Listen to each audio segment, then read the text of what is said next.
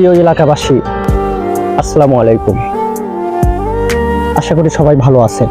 আসলে ভালো থাকার কথা না, আমরা সবাই অবগত আছি ফিলিস্তিনের দেশ একটি মুসলিম কান্ট্রির দেশ। এই দেশের গাজাবাসীদের উপর অনেক নির্যাতন, অত্যাচার, এমনকি জালেমরা তাদেরকে হত্যা করতেছে। হাজার হাজার মানুষকে তারা হত্যা করতেছে। আমি বলতে চাই,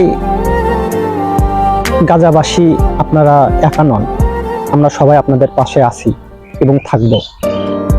আরে কষ্ট তো তখনই লাগে যখন নিষ্পাপ শিশুদেরকে পাখির মতো গুলি করে হত্যা করতেছে।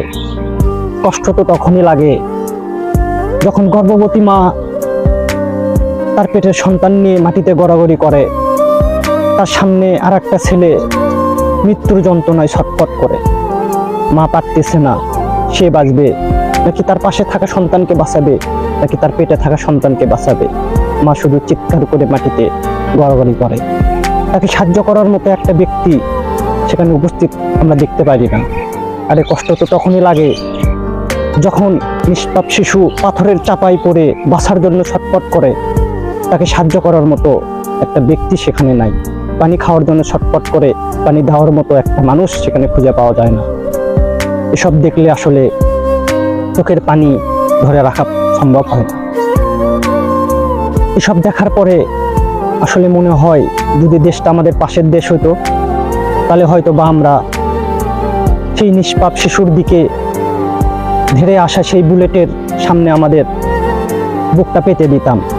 তবুও বেঁচে থাকুক হাজারো মায়ের কোল খাড়ি কলা সেই নিষ্পাপ সন্তানগুলো। কিন্তু আমরা সেটা পারতেছি না। দুঃখের সাথে বলতে হচ্ছে, আমরা সেটা পারতেছি না। তবে আমরা মন থেকে আল্লাহর কাছে দোয়া করি, তাদেরকে সুস্থ রাখুক, হেফাজত রাখুক। আপনারা সবাই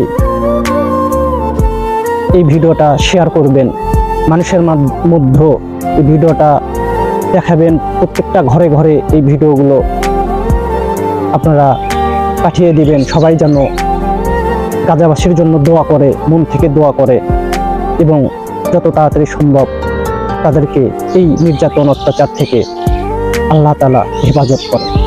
সবাই ভালো থাকবেন, সুস্থ থাকবেন।